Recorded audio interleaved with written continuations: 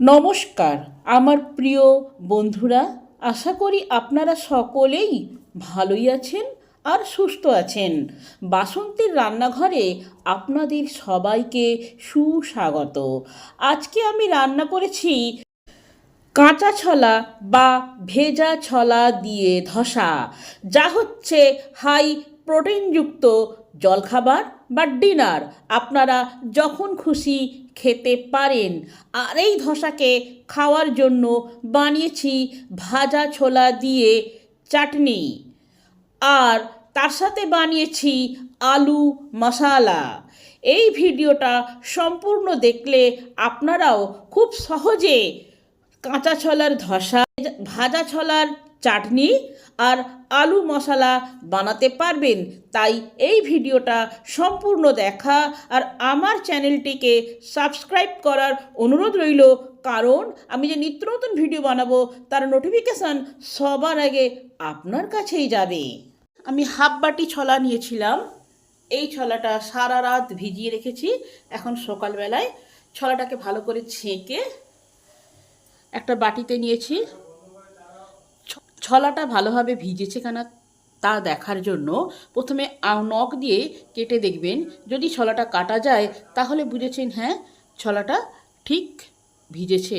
কাঁচা ছোলার ধোসা বানানোর জন্য যে উপকরণগুলো লাগবে সেটি হলো, মেন হলো 1 বাটি কাঁচা ছোলা, যতটা কাঁচা ছোলা ঠিক ততটা সুজি, তার মানে 1 বাটি কাঁচা ছোলা হলে 1 বাটি সুজি, আর যতটা সুজি ঠিক ততটাই দই। তাই এই ধোসাটা করার জন্য একটা মেজারমেন্ট হিসাবে কাপ বা বাটি নেবেন। সেই বাটির মাপে সমস্ত জিনিস নেবেন, তাহলে ধোসাটা ভালোভাবে হবে। আর লাগবে 1 চামচ গোটা জিরে, 1 ইঞ্চি আদা, আর 3টে কাঁচা লঙ্কা, আর কিছুটা কারি পাতা। আর এই ধোসাকে খাওয়ার জন্য একটা চাটনি বানাবো, সেটা হলো ছোলা ভাজার চাটনি। আমি 1 কাপ ছোলা ভাজা নিয়েছি, তার সঙ্গে কিছুটা নারকেল কুচি নিয়েছি, একটা কাগজি লেবু নিয়েছি, আর কিছুটা কারি পাতা। একটা মিক্সি জার নিয়েছি।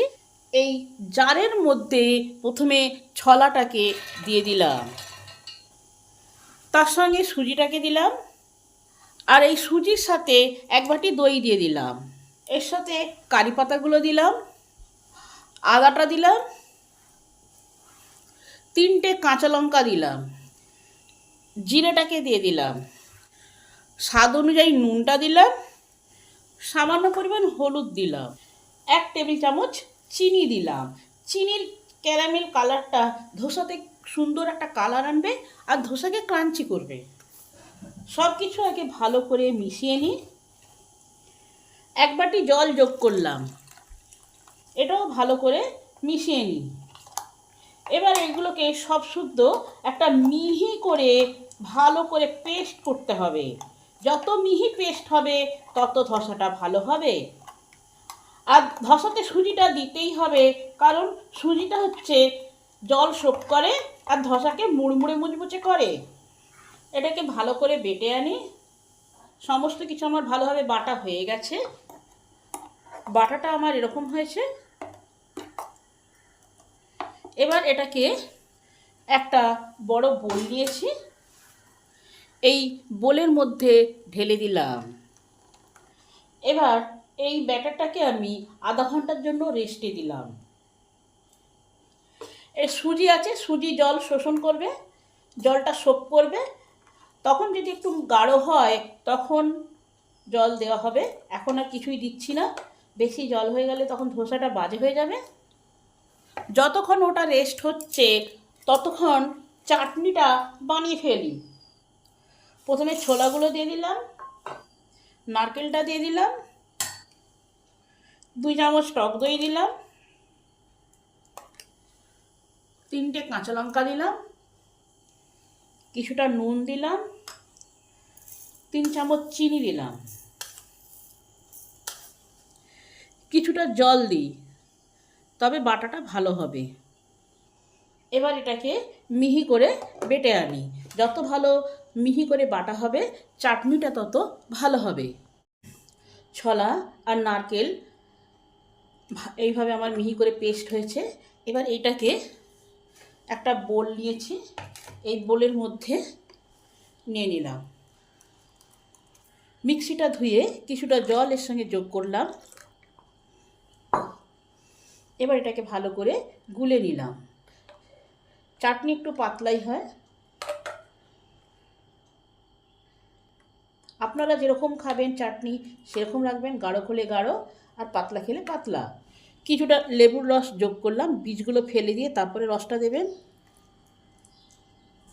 টক মিষ্টি আপনারা যেরকম খাবেন সেই রকম পছন্দ মতন দেবেন। এবার চাটনিটায় শুধু তড়কা দিলেই চাটনি কমপ্লিট হয়ে যাবে। আসুন চাটনির তড়কাটা বানাই। একটা তড়কা প্যান নিয়েছি, প্যানটা গরম হলে প্যানে দিয়ে দিলাম পরিমাণ মতন তেল। তেলটা গরম হলে তেলে দিলাম কিছুটা আদা কুচি আর কিছুটা হিং। চাটনিতে অবশ্যই হিংটা দেবেন, হিংটা দিলে চাটনির গন্ধটা খুব সুন্দর হয়। এই সময় গ্যাসটা লো টু মিডিয়ামে থাকবে। একটা শুকনো লঙ্কা, একটা কাঁচা লঙ্কা দিলাম, কিছুটা জিরে দিলাম, সামান্য পরিমাণ কালো সর্ষে দিলাম আর তার সঙ্গে কারি পাতাটা দিয়ে দিলাম। সবগুলো জাস্ট 1 মিনিট নেড়ে নেব। সব আমার ভালোভাবে ভাজা হয়ে গেছে। এবার গ্যাসটাকে অফ করে দিলাম। এবার এই তড়কাটাকে চাটনির সঙ্গে দিয়ে দিলাম। সঙ্গে এই তড়কা প্যানটা ধুয়ে 1 টেবিল চামচ জল এই চাটনিতে যোগ করলাম। এবার এটাকে ভালোভাবে মিশিয়ে দিলাম। আমার চাটনি রেডি। খুব সহজেই ছোলা ভাজার চাটনিটা আমার হয়ে গেল। এবার আসুন আলু মশলাটা করে ফেলি। প্যানে পরিমাণ মতন তেল দিলাম, তেলে আদাটাকে গ্রেট করে দিলাম, কিছুটা হিং দিলাম, 3টে কাঁচা লঙ্কাকে টুকরো করে দিয়ে দিলাম। আদাগুলোকে এক সাইড করে কিছুটা গোটা জিরে ফোড়ন দিলাম আর কিছুটা গোটা ধনে ফোড়ন দিলাম, সঙ্গে একটু কালো সর্ষে দিলাম। এইগুলোকে একটু ভালো করে ভেজে নিলাম। এইগুলো 1 মিনিট ভেজে নিলাম। যখন এগুলো ভালোভাবে ভাজা হয়ে গেল তখন এতে কারি পাতাটা দিয়ে দিলাম। এটাও একটু ভালো করে ভেজে নেব। কারি পাতাগুলো জাস্ট 1/2 মিনিটে ভাজা হয়ে যাবে, বেশি সময় লাগে না। এই কারি পাতাগুলো আমার ভাজা হয়ে গেছে। এই সময় 2টো টমেটো কুচিয়ে রেখেছি, এগুলো দিয়ে দিলাম। এর সঙ্গে নুনটা দিয়ে দিলাম, টমেটোগুলো যাতে তাড়াতাড়ি নরম হয় সেই জন্য। একবারে আলুর আন্দাজে দিয়ে দিলাম।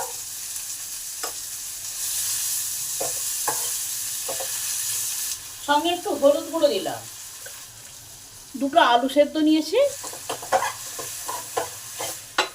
টমেটোগুলো আমার নরম হয়ে এসেছে, একটা সুন্দর গন্ধ বেরিয়েছে। হিং আর আদা কাঁচা লঙ্কা একসঙ্গে ভাজলে যে এত সুন্দর মায়াবী গন্ধ বেরায়, আপনারা যখন রান্না করবেন তখন বুঝতে পারবেন। এতে 2 টেবিল চামচ জল যোগ করলাম। গ্যাসটা হাই করে দিলাম। এবার আলুটা ভেঙে দিয়ে দিলাম। এবার আলুটাকে এই মশলাগুলোর সঙ্গে ভালো করে মিশিয়ে নেব। এবার 1 মুঠো বাদাম নিয়েছি, এটা দিয়ে দেবো। এই তরকারিটা শুধু ধোসা নয়, ভাত রুটি যে কোনো জিনিসের সঙ্গেই খাওয়া যাবে। আপনারা খেয়ে দেখবেন। তরকারিটা আমার হয়ে গেছে। 30 মিনিট পর আমার ব্যাটারটা এরকম হয়েছে, একটু গাঢ় হয়ে গেছে। তাই আর 1 বাটি জল যোগ করব। প্রথমে 1/2 বাটি পরিমাণ জল নিলাম, এটাকে মিক্সিটা ধুয়ে দিয়ে দিই। এটাকে মিশিয়ে দেখি কিরকম হয়। যদি লাগে তবে আবার 1/2 বাটি দেব। জলটা সবসময় মেপে মেপে দেবেন, বেশি পাতলা হয়ে গেলে তখন ধসাটা আর ভালো হবে না। ব্যাটারটা হবে ফ্লোয়িং ব্যাটার, বিনা বাধায় ব্যাটারটা পড়ে, সেটাই হলো ফ্লোয়িং ব্যাটার। আরো হাফ বাটি জল দিই, তাহলে অল টোটাল আমি 2 বাটি জল দিলাম। তাহলে এতে আছে 1 বাটি ছোলা, 1 বাটি সুজি, 1 বাটি দই আর 2 বাটি জল। এই রেশিওটা সবসময় মনে রাখবেন, এইভাবে করবেন, তাহলে ধসাটা সবসময় পারফেক্ট হবে। একটা বাটি নিয়েছি, এই বাটির মধ্যে কিছুটা ব্যাটার আমি নিয়ে নিচ্ছি।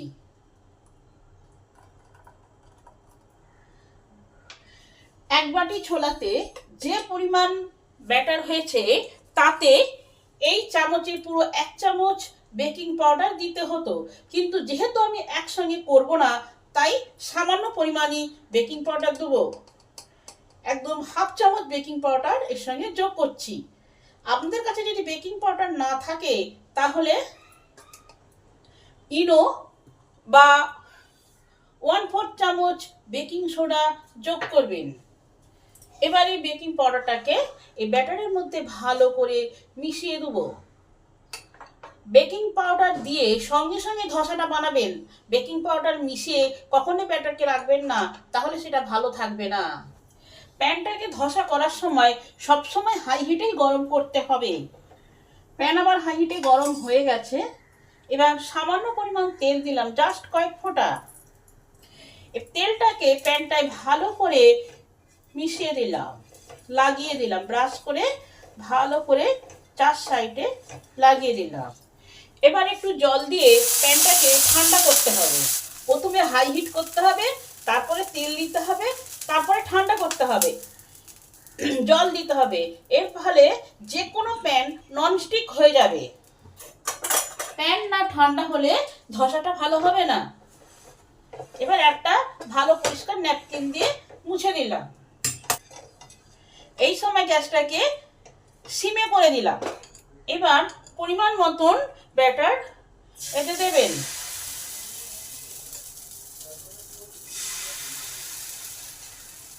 এবার চামচে করে গোল গোল ঘোরাতে থাকবেন। প্রথমে মিডিলে করবেন, তারপরে দূরে যাবেন, প্রান্তে যাবেন, আস্তে আস্তে করবেন, বেশি তাড়াহুড়ো করার দরকার নেই। আর এই সময় গ্যাসটাকে সিমে রাখবেন।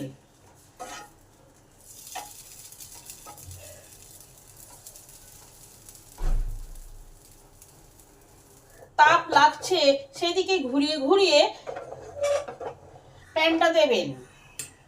এবারে গ্যাসটাকে মিডিয়ামে রাখবেন। যখন পুরো উপর ভাগটা শুকিয়ে যাবে তখন সামান্য পরিমাণ তেল বা ঘি বা বাটার যেটা পছন্দ সেটা দেবেন, আবার নাও দিতে পারেন, তাতেও কোনো ক্ষতি নেই। যখন ধসা ওই দিকটা এরকম সোনালি কালার আসবে তখনই উল্টাবেন।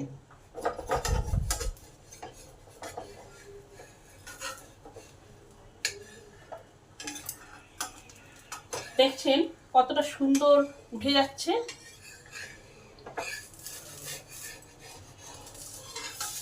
কত সুন্দর উঠে গেল। এই দিকটা একটু দিয়ে দিই, দেখছেন কত সুন্দর হয়েছে। এইদিকে জাস্ট 1 মিনিট রেখে আবার উল্টে দিলাম, দেখছেন কত সুন্দর ধসাটা হয়ে গেল। আবার একটু তেল ব্রাশ করলাম, হালকা করে জলে ছিটে দিলাম ও ভালো করে মুছে দিলাম। বা একটা তেল আর জলে ভিজিয়ে কাপড় রাখবেন, সেই কাপড়টা দিয়ে মুছে দিবেন। প্রতি ক্ষেত্রে এটা করবেন, তবে ধসাটা ভালোভাবে উঠবে। এবার পরিমাণ মতন ব্যাটার আবার যোগ করলাম। যদি হাতায় করে গোল গোল করে না ধসাটাকে না ঘোরাতে পারেন, তাহলে মা মাসিরা যেভাবে ধসা ঘুরায় সেইভাবে সাঁড়াশি দিয়ে ধরে গোল গোল করে ঘুরিয়ে দেবেন।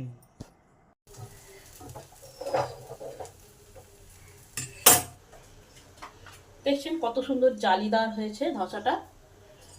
যখন উপরটা একবারে শুকিয়ে যাবে তখন কিছুটা পরিমাণ তেল ব্রাশ করে দেবে। এবার যেদিকে যেদিকে তাপ লাগছে সেদিকে ঘুরিয়ে ঘুরিয়ে তাপ দেবে।